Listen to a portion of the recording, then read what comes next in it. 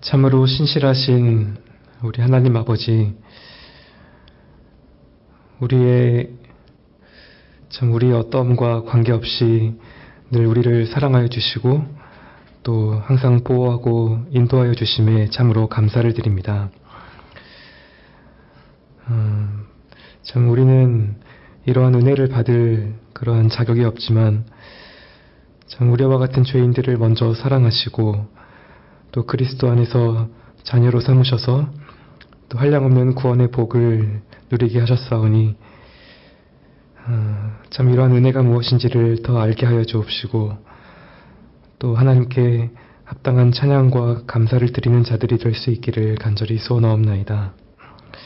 하나님 아버지, 참 우리는 하나님에 대해서도 마땅히 알아야 할 만큼 알지 못하는 그러한 자들이지만 우리 자신에 대해서도 참 무지한 자들임을 고백하지 않을 수가 없습니다. 하나님을 알고 믿고 또 사랑하고 예배한다고 하면서도 정작 우리의 행실로는 이 모든 것을 부인할 때가 많고 참 그러면서도 여전히 돌이키지 않고 또 애통해하고 슬퍼하는 마음도 없는 우리의 형편을 모두 아시오니 참으로 우리를 긍휼히 여겨 주옵시고 참 어찌하든지 우리 모든 그 죄악과 또 불의에서 떠날 수 있게 우리의 마음을 변화시켜 주시옵소서. 참 이 세상이 심히 악하고 이 평생을 참 그 미친 마음만 품고 사는 것이 우리 사람의 인생이온데 아버지께서 우리를 돌이키지 않으시면 이 세상의 유혹에 삼켜지고 또 떠내려갈까 두렵사오니 우리의 발걸음을 바른 길로 인도하여 주옵시고 또 이러한 인도하심을 따라 살고 있다는 그러한 확신이 우리 안에 넘쳐나게 하여 주시옵소서.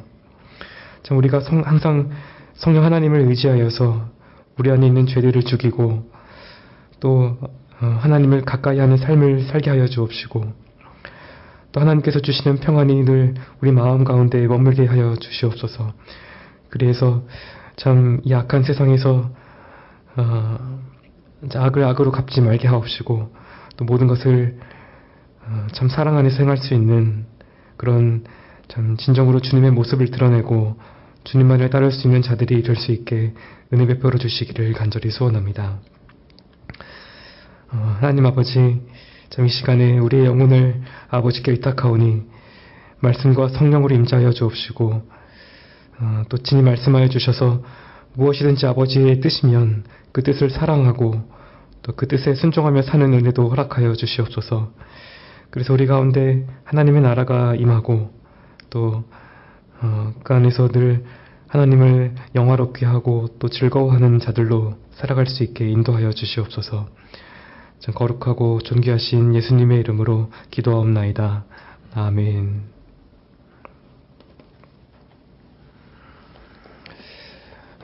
네, 하나님 말씀 요한일서 4장 12절부터 21절까지 말씀을 보도록 하겠습니다.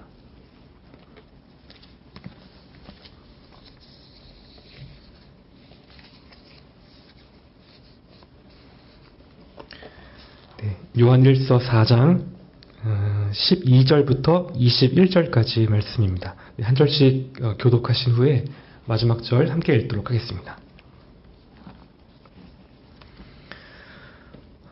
어느 때나 하나님을 본 사람이 없으되 만일 우리가 서로 사랑하면 하나님이 우리 안에 거하시고 그의 사랑이 우리 안에 온전히 이루느니라.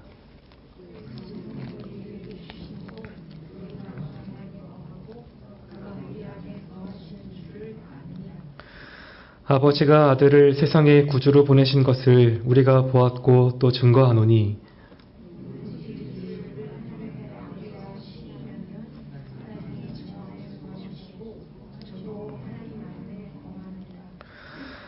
하나님이 우리를 사랑하시는 사랑을 우리가 알고 믿었노니 하나님은 사랑이시라.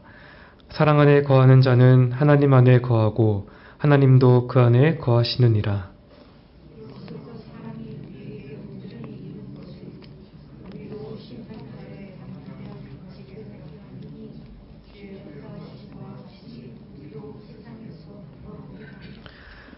사랑 안에 두려움이 없고 온전한 사랑이 두려움을 내어 쫓나니 두려움에는 형벌이 있음이라.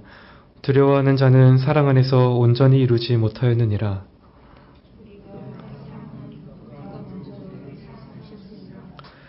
누구든지 하나님을 사랑하노라 하고 그 형제를 미워하면 이는 거짓말하는 자니 보는 바 그 형제를 사랑치 아니하는 자가 보지 못하는 바 하나님을 사랑할 수가 없느니라. 우리가 이 계명을 주께 받았나니 하나님을 사랑하는 자는 또한 그 형제를 사랑할지니라. 아멘.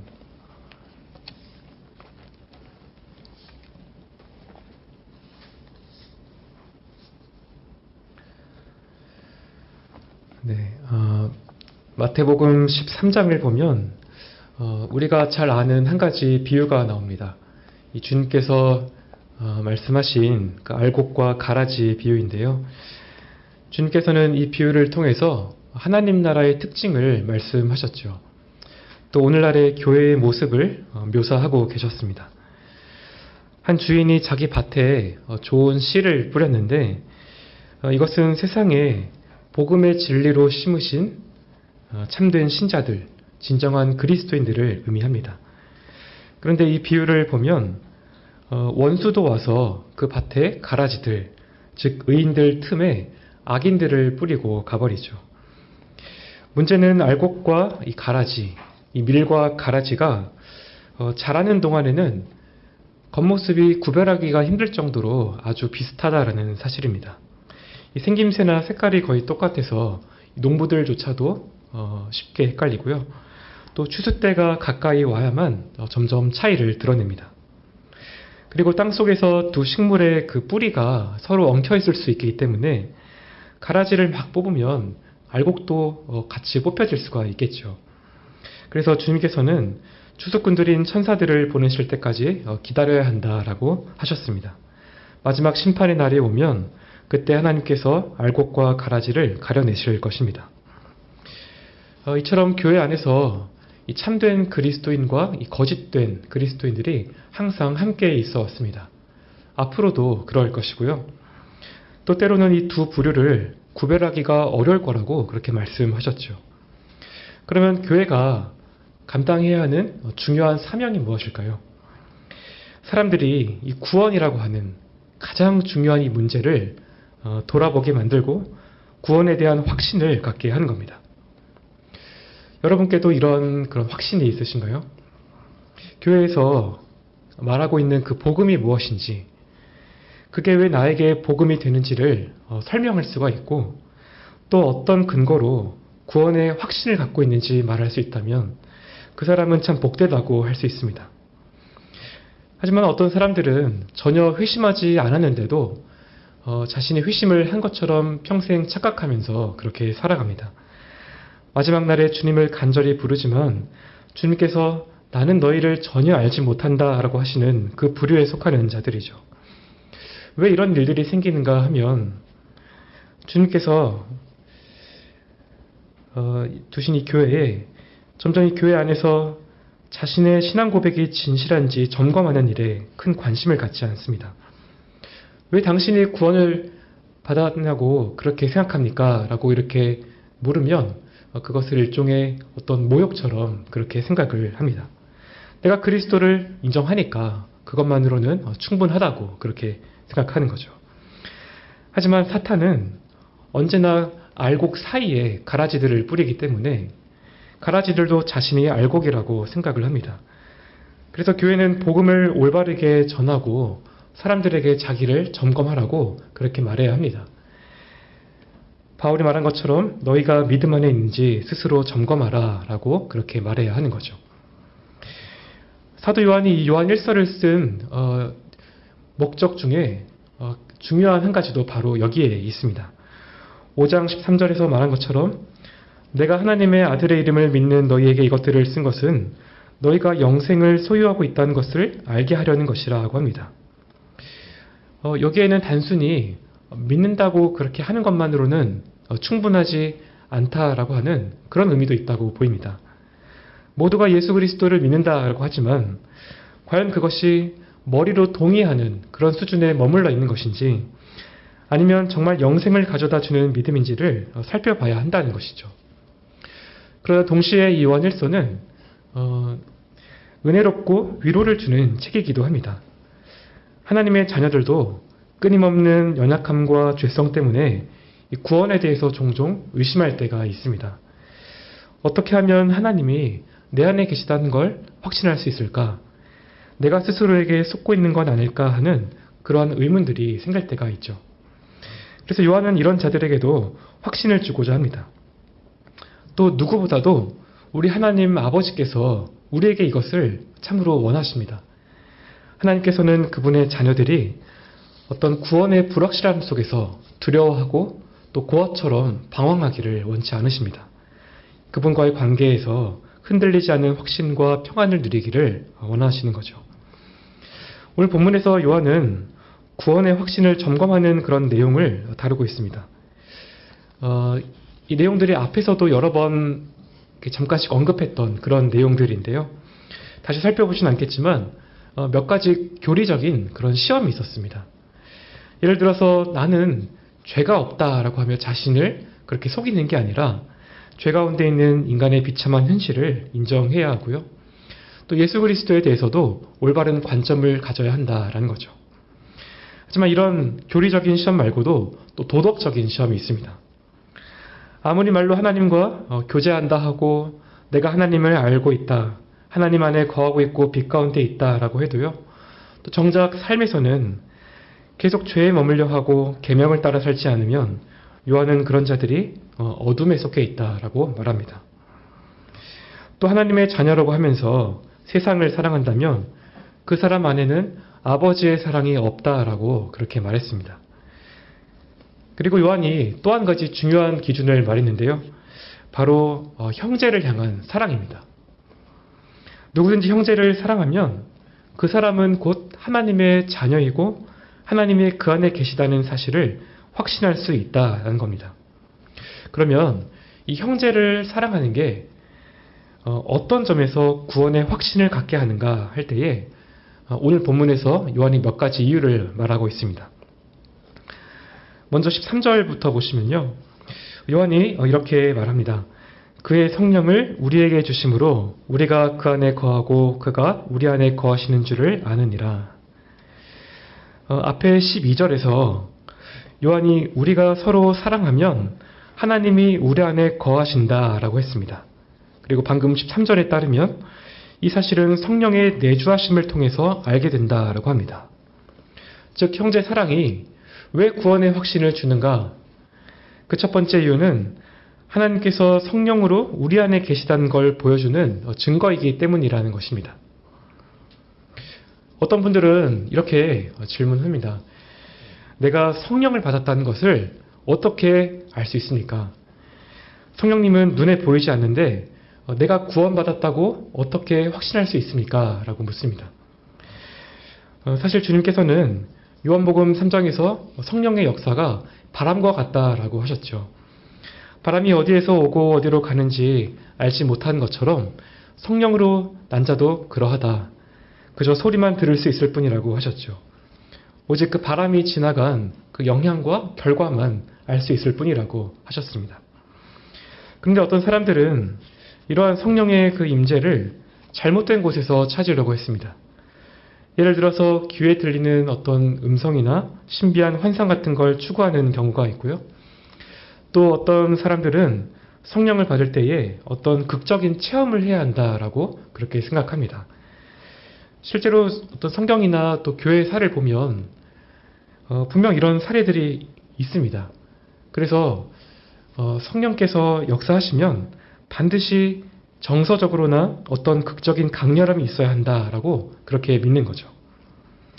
그러면 자연스럽게 자신의 감정에 집중할 수밖에 없게 되는데요. 성령의 역사가 격한 어떤 감정의 표출로 이렇게 나타나야 하기 때문에 예배할 때 흐르는 눈물이나 감정의 고조가 성령의 증거라고 생각을 하게 됩니다. 하지만 반대로 정서적으로 흥분이 되거나 그런 것이 없으면 왠지 모르게 마음이 공허하고 성령께서 역사하시지 않는 것처럼 느껴지는 거죠. 그러다 보면 마음이 답답하니까 나의 감정을 끌어올리기 위해서 이런저런 시도를 합니다. 일종의 종교적이고 심리적인 그런 자극을 찾아다니기 시작하는 거죠. 하지만 여러분, 우리의 감정이라고 하는 것은요, 잘 아시다시피 수시로 변합니다. 하루에도 수십 번 변하는 것이 바로 우리의 감정이기 때문에 자칫하면 감정은 우리를 속일 수도 있습니다. 물론 그렇다고 해서 이 성령의 감정이 중요하지 않다거나 어떤 성령의 역사가 감정을 배제한다라는 그런 뜻은 아닙니다. 성령께서 역사하시면 극적이고 정서적인 체험이 있을 수도 있지만 항상 그런 식은 아니다라는 그런 의미이죠. 또 성령께서는 진리의 영이시기 때문에 말씀과 함께 역사를 하셔서 먼저 우리의 지성을 조명하시고요. 그 다음에 우리 안에서 어떤 거룩한 정서를 이렇게 일으키시고 이것이 자발적인 순종과 실천으로 이어지게 하십니다. 이렇게 우리의 어떤 전 인격을 통해서 질서 있는 방식으로 그렇게 역사를 하시는 거죠. 감정부터 무턱대고 자극하는 그런 인위적인 방식과는 차이가 있습니다. 그러면 성령께서 우리 안에 계신다고 하는 그러한 그 분명한 증거가 무엇일까요? 너무나 당연한 말이지만 일단은 복음을 믿어야겠죠. 요한의 14절, 15절에서 다시 강조하는 것처럼 아버지께서 아들을 세상의 구주로 보내셨음을 믿고 예수님이 하나님의 아들이심을 고백하면 그 사람 안에는 성령께서 거하고 계십니다. 왜냐하면 성령께서 역사하지 않으면 복음을 믿을 수가 없기 때문이죠. 원래 사람은 죄와 허물로 죽었기 때문에 눈이 멀어 있고요. 또 진리를 깨닫고 믿을 수 있는 능력조차 없습니다. 바울이 말한 것처럼 육에 속한 사람은 하나님의 일을 알지 못하고 오히려 그것을 어리석게 여깁니다. 오직 성령께서 깨닫게 해주셔야만 복음을 믿을 수가 있는 거죠. 이것은 우리도 마찬가지입니다. 하나님께서 내 안에 계신다는 것을 어떻게 알 수 있는가 할 때 정말 내가 마음으로 복음을 믿고 있는지를 살펴봐야 합니다. 나는 스스로를 구원할 수 없는 철저한 죄인이라는 것을 인정해야 하고요. 그러나 참 하나님이시고 참 사람이신 예수 그리스도께서 나의 죄를 대신해 십자가에서 죽으시고 부활하심으로써 나의 구원을 단번에 이루셨다는 사실을 전적으로 신뢰해야 합니다. 그러면 성령께서 우리 안에 거하신다는 걸 알 수 있습니다. 그런데 성령께서는 이처럼 우리가 복음을 믿게 하실 뿐만 아니라 두 가지 강력한 방식으로 우리에게 확신을 주시는데요. 그 중에 하나가 바로 성령님의 내적인 증거입니다. 로마서 8장 16절에서 바울이 성령이 친히 우리 영으로 더불어 우리가 하나님의 자녀인 것을 증거하신다고 하면서 신자들을 격려하는데요. 성령께서는 참 신비롭고 내적인 역사로 우리 영혼에 이렇게 증거하십니다. 너는 네가 바라는 대로 하나님의 영광을 위해서 온전하게 살지는 못하지만 그럼에도 너는 살아계신 하나님의 자녀이고 영원히 사랑받는 자녀란다. 구원의 은혜로 말미암은 열매가 너의 삶 속에 분명히 드러나고 있다라고 그렇게 말씀하십니다. 그러면 참된 신자들이 어떻게 반응을 하게 될까요? 참 슬프게도 하나님의 자녀답게 살지 못할 때가 너무나 많지만 그래도 주님, 제 안에 성령님이 계셔서 저는 더 이상 예전의 제가 아닙니다. 제 힘으로 도저히 만들어낼 수 없었던 성령의 열매가 삶에서 어느 정도 분명히 나타나고 있다는 걸 알고 있습니다. 그런 것을 볼 때 제가 하나님의 자녀라는 걸 확신할 수 있습니다. 라고 그렇게 반응하게 되죠. 이렇게 참된 신자는 성령과 자신의 양심 사이에서 오는 그런 내적인 확신을 느끼게 됩니다. 또 방금 말씀드린 것처럼 성령께서는 어떤 내적인 증거뿐만이 아니라 외적인 열매로도 증거를 해주시는데요. 갈라디아서 5장 22절, 23절에서 바울이 이렇게 말합니다. 오직 성령의 열매는 사랑과 희락과 화평과 오래 참음과 자비와 양선과 충성과 온유와 절제니 이 같은 것을 금지할 법이 없느니라. 만약에 어떤 사람이 그리스도와 다른 사람들을 사랑하고요. 또 구원받고 용서받았다는 사실에 기뻐하고 하나님과 화목하고 하나님께서 인내하시는 것처럼 그렇게 다른 사람들에게 인내하고요. 또 친절하고 선하며 신실하다면 그 사람 안에는 성령께서 거하고 계십니다. 왜냐하면 이런 열매들은 사람이 흉내낼 수 있는 게 아니라 오직 성령 하나님께서만 맺으시는 그런 열매이기 때문이죠. 그래서 우리는 구원의 확신을 얻기 위해서 어떤 신비한 체험이나 이적이 아니라 내가 점점 예수님을 닮아가고 있는지 살펴보는 것을 가장 중요하게 여겨야 합니다. 또 항상 이것을 사모하고 살아야 하는 거죠. 그리고 이제 여기서 요한의 그 강조점이 나오는데요. 16절에서 요한은 성령의 내적 증거를 받은 자들은 하나님이 우리를 사랑하시는 사랑을 알고 믿는다고 합니다. 그러면 어떤 일이 일어나는가 할 때 하나님은 사랑이시기 때문에 사랑 안에 거하는 자는 하나님 안에 거하고 하나님도 그 안에 거하신다라고 합니다. 간단하게 말씀을 드리면 성령의 내적 증거를 받아서 하나님의 사랑을 알고 믿게 된 자들은 사랑이 그 사람의 대표적인 특징이 된다라는 그런 말씀입니다. 이는 하나님의 사랑 안에서 삼위일체이신 하나님을 사랑하게 된다라는 것이고요. 또 하나님께서 사랑하시는 방식처럼 다른 사람들도 사랑하게 되고 심지어는 원수까지도 사랑하게 된다는 말입니다. 그래서 앞서 말씀드린 것처럼 형제 사랑은 성령께서 내주하심을 분명하게 보여주는 증거라고 할 수 있습니다. 이를 통해서 우리가 구원의 확신을 얻게 되는 거죠. 따라서 우리의 삶을 돌아볼 때에 나에게 과연 그런 모습이 있는지를 우리가 한번 살펴봐야 합니다.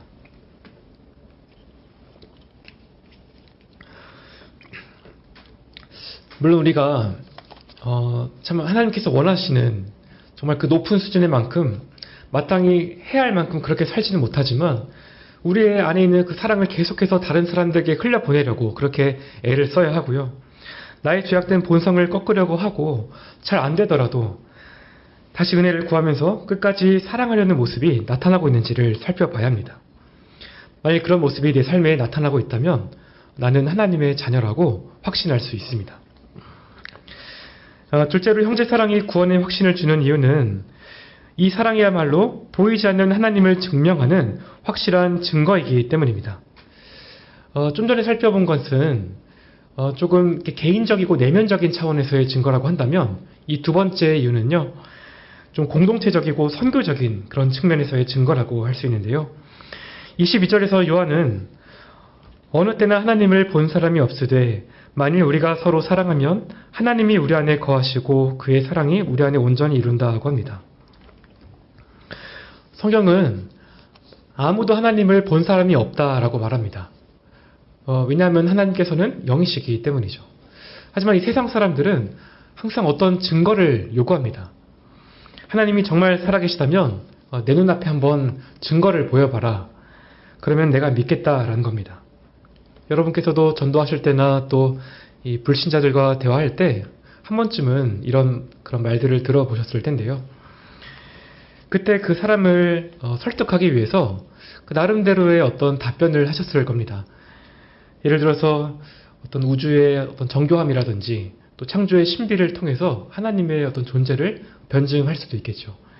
그런데 요한은 이보다 훨씬 더 본질적인 대답을 주고 있습니다. 즉 우리가 서로 사랑할 때 우리 안에 거하시는 하나님의 사랑이 온전해지고요. 이런 모습을 통해서 세상이 하나님을 보게 된다라고 그렇게 말하는 겁니다. 여기서 온전히 이룬다고 하는 말은요, 본래 의도했던 목표에 도달한다라고 하는 그런 의미가 있습니다. 따라서 요한이 말하고자 한 건 이런 것이죠. 하나님의 사랑은 하나님에게서 출발합니다.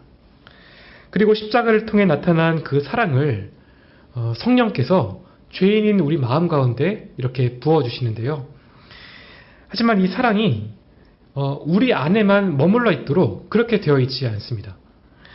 이 사랑은 나를 통해서 다른 지체들과 이웃을 향해 흘러가야만 그 원래 목적지에 도달을 하게 됩니다. 이렇게 하나님의 사랑이 나의 어떤 죄악된 본성과 이기심을 부수고 밖으로 이렇게 흘러나가야만 세상은 보이지 않는 하나님을 보게 되고요.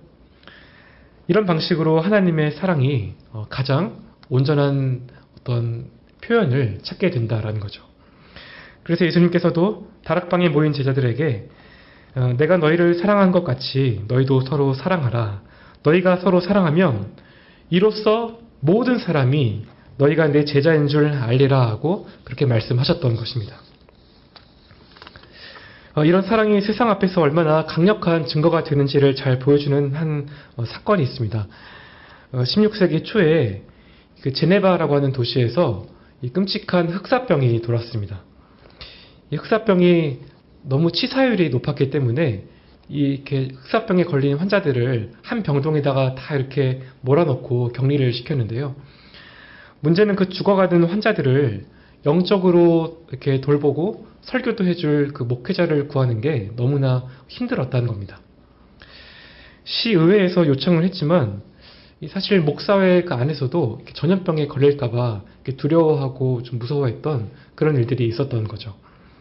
그래서 누구를 보낼지를 결정을 하려고 우리가 제비를 뽑아야 하나 하고 그렇게 논의를 이렇게 하고 있는데, 그때 피에르 블랑시라는 목사가 제비 뽑기 없이 자신이 가겠다고 그렇게 자원을 합니다.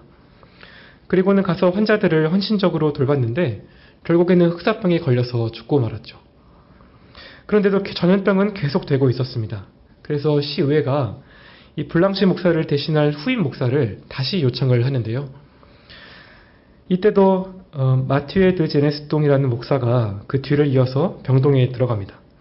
하지만 이 제네스똥 목사도 얼마 지나지 않아서 흑사병으로 목숨을 잃고 말았죠. 사실 이 두 목사는 목회 경험이 많지 않은 그런 젊은 목사였지만 기꺼이 병동에 들어갔습니다. 더 안타깝고 감동적인 것은 이 제네스똥 목사가 들어갈 때에 그의 아내가 남편을 이렇게 홀로 보낼 수가 없어서 같이 병동에 들어갔다가 먼저 세상을 떠났다라고 하는 그런 사실입니다.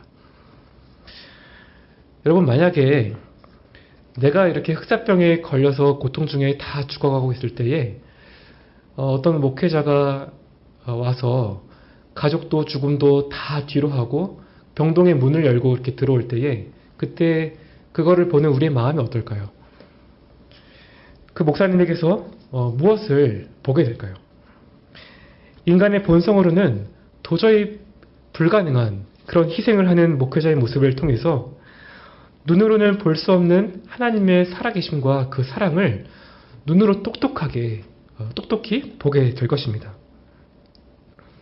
물론 우리가 형제를 사랑하기 위해서 어떤 순교의 자리까지 가지 못할 수도 있습니다. 당연한 것이죠. 하지만 적어도 내 곁에 있는 형제의 허물을 덮어주고 또 나의 시간과 물질로 다른 형제들을 섬기고 또 나에게 깊은 상처를 준 사람을 용서하려고 할 때에 세상은 우리를 통해서 그 하나님의 사랑을 보게 됩니다. 그리고 우리도 그런 자신을 보면서 정말 내 안에 하나님이 살아계시다는 걸 확신하게 되겠죠. 따라서 우리가 계속 형제 사랑하기를 힘써야 합니다. 이런 사랑의 수고가 많아질수록 하나님이 내 안에 거하고 계신다는 사실을 온 세상과 내 영혼에 가장 잘 증거할 수 있습니다. 형제 사랑이 구원의 확신을 주는 세 번째 이유가 있습니다. 이 사랑이 심판에 대한 두려움을 몰아내고 우리 영혼에 참된 평안, 자녀가 누리는 그 평안을 가져다 주기 때문입니다. 17절, 18절에서 요한이 이렇게 말합니다. 이로써 사랑이 우리에게 온전히 이룬 것은 우리로 심판날에 담대함을 가지게 하려 함이니 주의 어떠하심과 같이 우리도 세상에서 그러하니라. 사랑 안에 두려움이 없고 온전한 사랑이 두려움을 내어쫓나니 두려움에는 형벌이 있음이라. 두려워하는 자는 사랑 안에서 온전히 이루지 못하였느니라.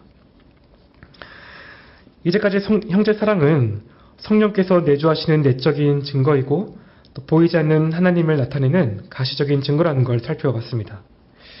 이제 요한은 이 사랑이 우리 미래의 가장 결정적인 순간, 즉 우리가 하나님의 심판대 앞에 서게 될 그날에 어떻게 우리 영혼을 지켜주는지를 말하고 있습니다. 바로 마지막 심판날에 두려움이 아니라 담대함을 가지게 한다라는 거죠.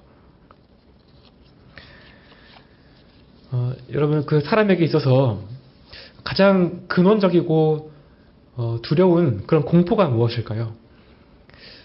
그것은 아마도 거룩하신 하나님 앞에서 내가 저지른 그 범죄 때문에 영원한 형벌을 받지 않을까 하는 그 심판에 대한 공포라고 할 수 있습니다.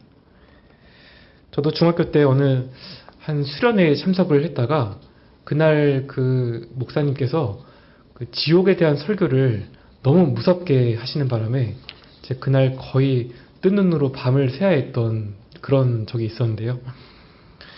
사실 불신자들은 하나님도 심판도 인정하지 않지만 그것과 상관없이 성경은 모든 사람이 하나님의 심판대 앞에 설 것이라고 말씀합니다. 하나님께서는 우리의 모든 마음의 동기와 가장 깊은 것까지 꿰뚫어 보는 분이시죠. 그런 하나님 앞에서 우리의 모든 은밀한 것들이 드러나고 또 거기에 심판이 따른다라는 것을 생각하면 두려울 수밖에 없습니다. 이런 두려움은 노예적인 그런 공포와 같다라고 할 수 있습니다. 마치 채찍을 든 주인 앞에서 잘못하면 맞을까봐 벌벌 떠는 그런 종의 두려움과 같다라고 할 수 있죠. 하지만 요한이 온전한 사랑은 두려움을 내어 쫓는다라고 분명하게 말합니다. 하나님의 사랑이 우리 안에 온전해질수록 점점 정죄와 지옥의 공포를 벗어나서 평안을 누리게 된다라는 겁니다. 그리고 심판날에도 담대함을 누릴 수 있다라는 건데요. 이렇게 담대함을 가질 수 있는 구체적인 근거가 그러면 무엇인가 할 때에 17절 하반절에서 주의 어떠하심과 같이 우리도 세상에서 그러하다라고 밝힙니다. 이 말씀은 저는 이 말씀에 답이 있다라고 보이는데요. 이 말씀은 이 그리스도와의 연합이라고 하는 이 교리를 전제하고 있다라고 보입니다. 사실 우리의 모든 죄가 그 모든 죄에 대한 하나님의 진노와 심판이 이미 2000년 전에 갈보리 십자가 위에서 다 쏟아졌습니다. 이제 주님께서는 십자가에서 형벌을 다 받으시고 부활하셔서 하나님 우편에 앉으셨죠. 이처럼 예수님과 믿음으로 연합된 우리도 예수님 안에서 의로운 자들로 함께 서 있습니다. 그래서 성부께서 성자를 바라보실 때에 어떤 정죄함도 없이 온전히 사랑하시는 것처럼 지금 이 땅을 살아가는 우리 역시 하나님께서 사랑의 눈길로 바라보십니다. 다만 우리가 신분적으로는 하나님의 의로운 자녀가 되었어도 삶의 현실에서는 여전히 흔들리고 넘어질 때가 많이 있죠. 요한이 3장 2절에서 사랑하는 자들아 이제 우리가 하나님의 자녀이지만 장래에 어떻게 될 것은 아직 나타나지 않았다라고 그렇게 말한 것처럼 그리스도인들은 하나님의 사랑 안에서 점점 온전해지는 과정을 거치게 됩니다. 이런 점에서 구원받은 신자라고 해도 어떤 종의 두려움과 같은 그런 두려움이 일시적으로는 생겨날 수 있습니다. 특히 우리가 죄를 범했을 때에 내가 정말 구원받은 게 맞을까? 혹시라도 심판대 앞에서 버림을 받는 건 아닐까 하는 그런 의심이 불쑥불쑥 찾아오기도 합니다. 하지만 그렇다고 해도 우리가 낙심하지는 말아야 합니다. 하나님께서 우리에게 주신 사랑은 그야말로 완전한 그런 사랑이기 때문이죠. 우리가 이 사랑을 더 깊이 알아가고 그 사랑 안에서 자라간다면 이런 노예적인 두려움은 점점 확실하게 쫓아낼 수 있습니다. 그리고 이것은 형제를 사랑할 때도 마찬가지인데요. 우리가 성령을 의지해서 형제를 사랑할 때에 우리 안에 흐르는 하나님의 사랑을 경험하게 되죠. 그러면 나의 본성은 원래 참 이기적이고 악한데 저 형제를 위해서 희생하고 진심으로 용서하려고 하는 그런 마음이 이렇게 일어나는 것을 보니까 참 내가 정말 그리스도 안에 있는 자가 맞구나. 내가 받을 심판은 정말 십자가에서 끝났구나 라고 하는 확신에 이르게 됩니다.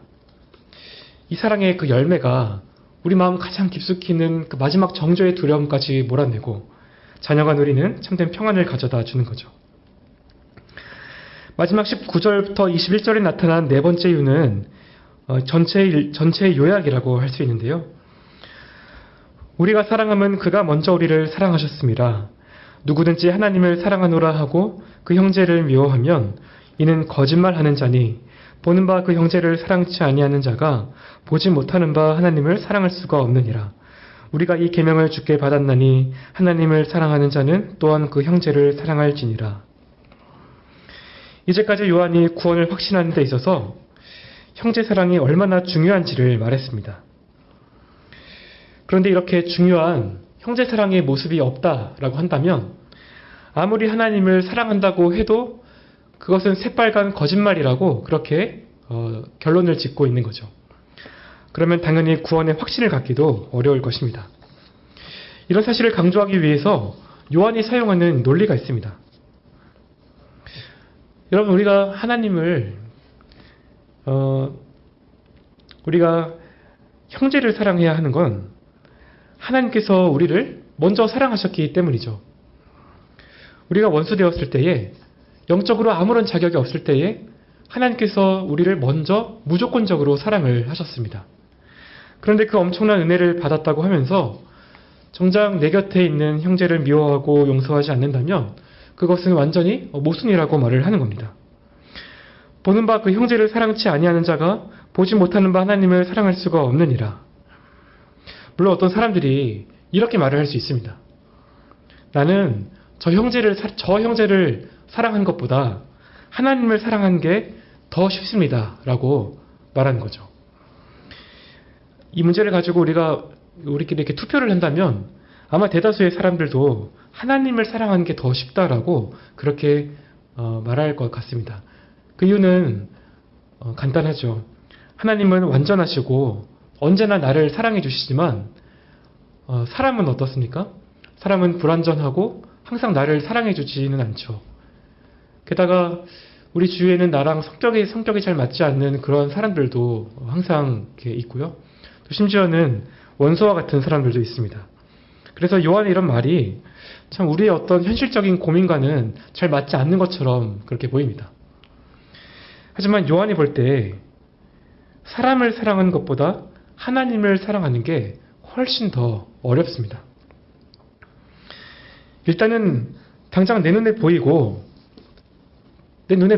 곁에서 숨쉬고 있는 그 형제를 사랑하지 않으면서 단 한 번도 본 적이 없는 그 하나님을 사랑한다라고 하는 게 이성적으로나 영적으로 모순이 된다라는 것이고요. 또 이것보다 중요한 이유가 있는데요. 21절에 요한은 하나님 사랑과 형제 사랑을 말하면서 우리가 이 계명들을 받았다라고 하지 않고 계명을 받았다라고 그렇게 말을 합니다. 이것은 예수님께서 말씀하신 것처럼 하나님 사랑이라고 하는 첫째 계명과 또 이웃 사랑이라는 둘째 계명이 결코 분리될 수 없다라고 하는 점을 말하는 것이라고 보입니다. 그러면 어떤 사람이 나는 형제보다 하나님을 사랑하는 게 더 쉽다라고 할 때 무엇이 잘못된 것일까요? 만약 첫째 계명이 우리의 마음과 목숨과 뜻을 다해서 하나님을 사랑하는 거라고 하면 당연히 하나님께서 명하시는 부분에 대해서도 우리가 지극한 관심을 가져야 합니다. 그런데 그 하나님께서 요청하신 게 무엇이냐면 바로 형제를 사랑해야 한다라는 것입니다. 따라서 나는 저 형제를 사랑할 수 없지만 하나님은 사랑합니다 라고 하면서 이 둘을 분리시킬 수가 없고요. 어떤 면에서는 형제를 사랑하는 게 하나님을 향한 가장 큰 사랑의 표현이라고 할 수 있습니다. 그래서 칼빈이 이렇게 말을 합니다. 우리는 영이신 하나님께 직접 물리적인 선을 베풀 수 없다.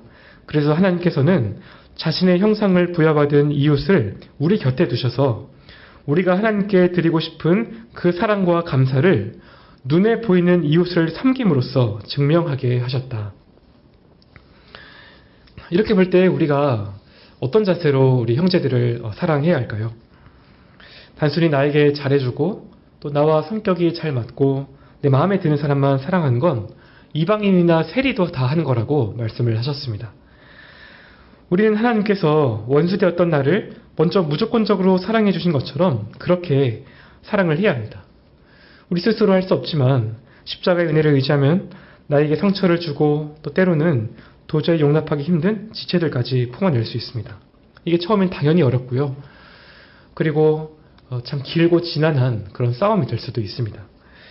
그렇지만 이렇게 형제를 사랑하고자 할 때에 바로 이것이 내 믿음은 참된 것이고 내 안에 살아계신 하나님이 거하신다는 확실한 증거가 됩니다. 그래서 요한은 마지막에 하나님을 사랑하는 자는 또한 그 형제를 사랑할지니라고 하면서 형제 사랑이 하나님께서 주신 명령이라는 걸 다시 한번 못 받고 있는 것입니다. 네, 오늘 4장을 마무리하면서 참된 구원의 확신이 어디에서 오는지를 우리가 함께 살펴봤습니다.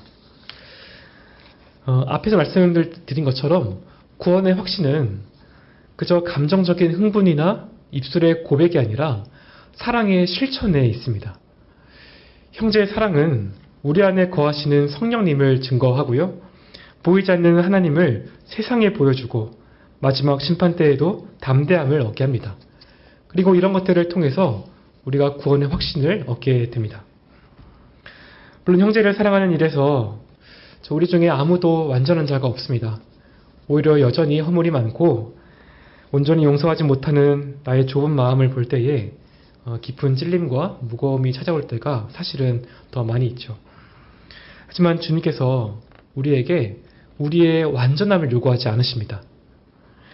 다만 십자가의 은혜로 어떻게든 나의 자존심을 꺾어보려 하고, 하나님, 전 내 힘으로는 저 사람이 도저히 용서가 안 되는데 이런 제 자신을 긍휼히 여겨주옵시고 저 사람을 불쌍히 여길 수 있는 마음을 달라고 그렇게 눈물로 엎드리는 애통함과 몸부림을 보십니다. 그래서 우리가 사랑에 실패할 때에 불쑥 찾아오는 어떤 형벌에 대한 두려움은 다 십자가 앞에 내려놓으시기 바랍니다. 주님의 온전한 사랑이 이미 우리를 다 덮고 있습니다. 그러니 이제는 그 사랑의 빚진 자로서 내 곁에 두신 형제의 자매들을 넉넉히 그 사랑의 눈길로 보고 섬기면 좋겠습니다. 불완전하지만 이런 진실되고 애틋한 사랑의 수고야말로 우리가 영생을 가진 참된 하나님의 자녀라는 걸 보여주는 가장 영광스러운 증거라고 할 수 있습니다. 이런 완전한 사랑의 은혜가 우리 가운데 풍성하게 넘쳐나기를 간절히 바라고 또 소원합니다. 네, 함께 기도하겠습니다.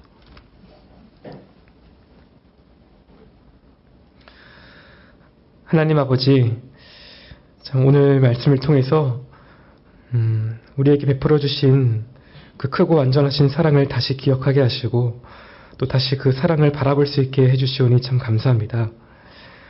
그 사랑을 받은 자들답게 살지 못하고 여전히 다른 지체들을 미워하고 용서하지 못했던 마음이 있다면 이 시간 다시 한번 용서하여 주옵시고 우리 안에 거하시는 성령 하나님의 은혜를 의지해서 우리의 그런 이기적인 마음들을 꺾고 우리 곁에 두신 사람들을 진실하게 사랑하는 그런 모습이 있게 하여 주시옵소서.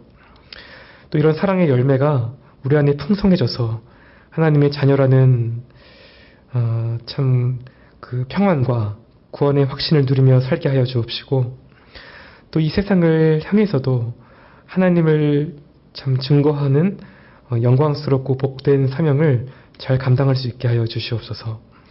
언제나 변함없이 우리를 사랑하고 인도하시는 예수님의 이름으로 기도드리옵나이다. 아멘. 하늘에 계신 우리 아버지시여, 이름이 거룩히 여김을 받으시오며 나라의 임하옵시며 뜻이 하늘에서 이룬 것 같이 땅에서도 이루어지이다. 오늘날 우리에게 일용할 양식을 주옵시고 우리가 우리에게 죄 지은 자를 사하여 준 것 같이 우리의 죄를 사하여 주옵시고 우리를 시험에 들게 하지 마옵시고 다만 악에서 구하옵소서.